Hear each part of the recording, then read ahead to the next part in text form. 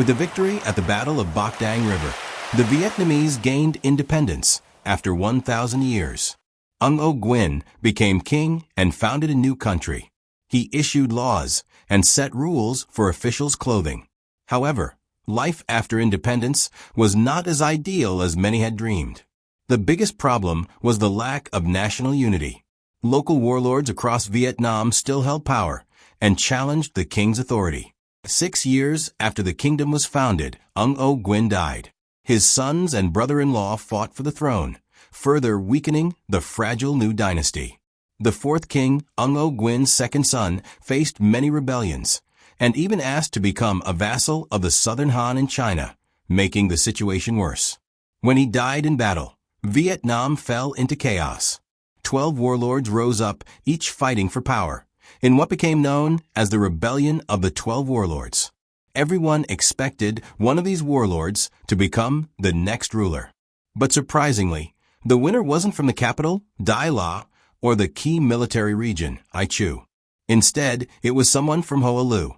Hoa Lu, now part of Ninh Ben province, was a rugged area, often called the inland Ha Long Bay, because of its steep mountains. Today, it is a popular tourist destination, but in the past, it was a poor and barren countryside.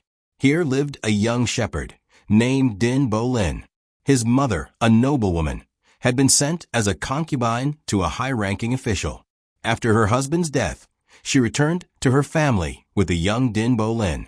His relationship with his maternal relatives was strained. As Dinh Bo Linh gained fame as the leader of local shepherd boys, his uncle grew suspicious of him. Eventually, their tensions led to violence, and Dinh Bo Linh became the head of the family at a young age.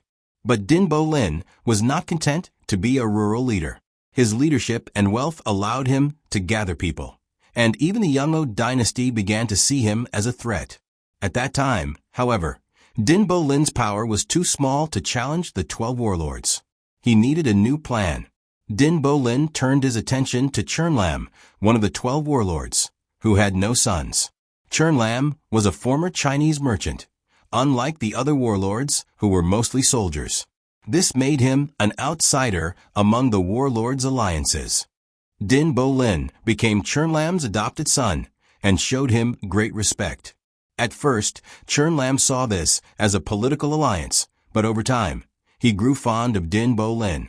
For Dinh Bo Linh, who grew up without a father, this relationship likely wasn't entirely fake. After Chern Lam's death, Dinh Bo Linh absorbed Chern Lam's troops into his army.